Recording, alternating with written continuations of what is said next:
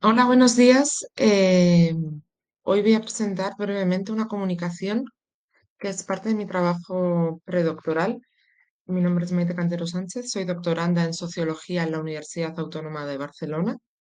En la actualidad estoy desarrollando una tesis que analiza diferentes aspectos sobre la interseccionalidad como método empírico y uno de los objetivos, una de las líneas de investigación en la que estoy empezando a trabajar es cómo se habla y cómo se ha recibido el concepto de interseccionalidad en las instituciones supranacionales como la ONU, como la Justicia Interamericana o el Tribunal Europeo de Derechos Humanos. Este es un trabajo cuya parte teórica está ya muy fortalecida, pero quiero recalcar que estoy empezando un poco a tratar los casos prácticos. En primer lugar, me gustaría hacer una aclaración histórica, política del concepto de interseccionalidad, puesto que la interseccionalidad es un concepto que fue acuñado por Kimberly Crenshaw en el área del derecho antidiscriminatorio. Pero previamente a la acuñación de Kimberly Crenshaw tenemos aquí una genealogía previa de un colectivo que se llama Combahee River Collective,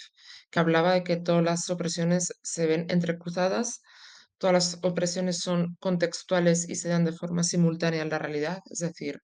la discriminación por ser mujer y por ser discapacitada, por ejemplo, ocurre a la vez y depende de un contexto y una historia del poder específica. Y ellas tenían un dicho que es hasta que todas seamos libres, ¿no? Hasta que todas seamos libres, nadie será libre, lo cual se alinea bastante con la idea de no dejar a nadie atrás de los objetivos de desarrollo sostenible. Entonces, para Kimberly Crenshaw era muy importante señalar que el derecho antidiscriminación en Estados Unidos, hasta entonces, tal y como se entendía desde el tema de los derechos civiles de los 60 y de los 70,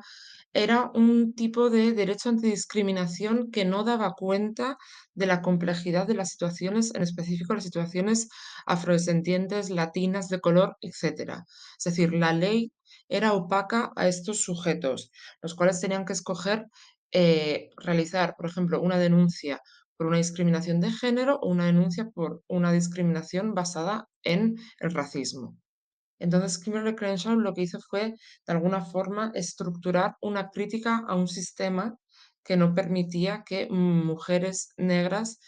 vieran reconocida su identidad y su experiencia de opresión en su complejidad.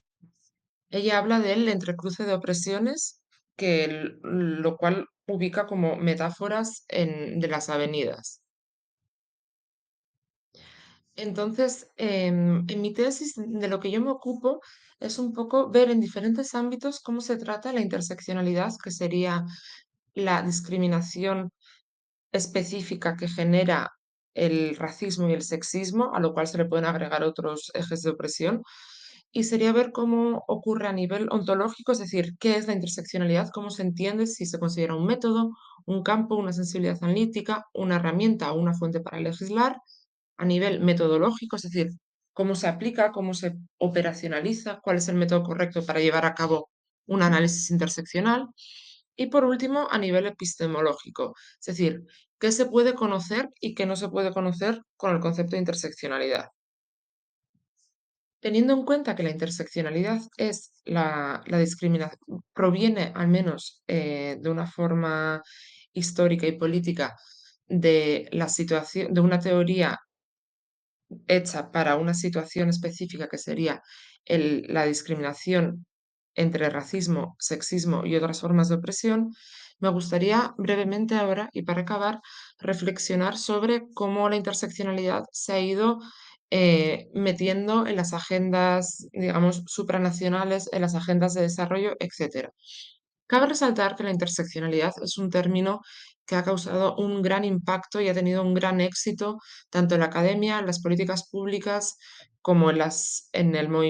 movimientos sociales, y que a veces se utiliza de una forma un poco sinónima a diferentes conceptos como serían la diversidad, la discriminación múltiple o simplemente la multiculturalidad.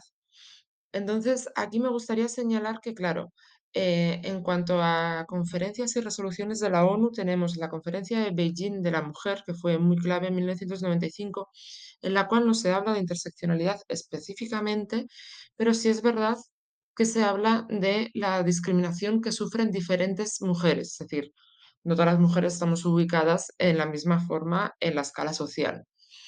La Declaración de Durban de 2001, que habla específicamente sobre racismo y xenofobia, incorpora el término interseccionalidad.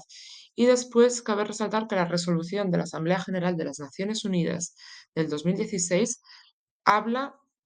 de la especificidad del racismo y el sexismo en lo que se va a llamar la década para intentar erradicar todo tipo de violencia que sufren las comunidades afrodescendientes. Por último, me gustaría señalar que la Comisión para la Erradicación de todas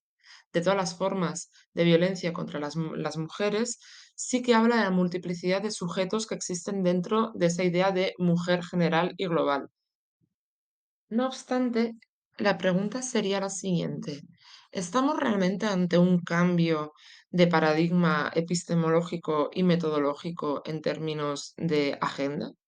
¿O es más bien simplemente una forma a la moda de reformular algo que ya existía previamente, que era la discriminación múltiple? Porque me gustaría señalar que la discriminación múltiple entiende que los diferentes ejes de opresión son cajas separadas que se dan a la vez en la experiencia vivida de una persona. Sin embargo, la interseccionalidad lo que dice es que no existen estas cajas separadas, sino que las dos experiencias de opresión se entrecruzan, son epistémica y políticamente indisociables y, por tanto, la solución a ese tipo específico de opresión tendrá que contemplar una discriminación específica que surge en la matriz del poder exacta. Entonces, hay que tener en cuenta que uno de los valores que rige la Agenda 2030 y que quiero analizar en profundidad en este inicio de trabajo que aquí estoy presentando es el principio universal de no dejar a nadie atrás, puesto que la idea de no dejar a nadie atrás, de alguna forma, sí que recupera esa idea de que hay que tener en cuenta siempre cuál es la otra cara de la moneda, cuál puede ser la otra opresión que están sufriendo las comunidades más vulnerabilizadas o más empobrecidas para poder hacer mejores diagnósticos y, por consiguiente, proporcionar mejores herramientas. Muchas gracias, quedo atenta a cualquier pregunta. Me pueden contactar por correo electrónico a cantero.maite@gmail.com y muchas gracias al Congreso y a la organización.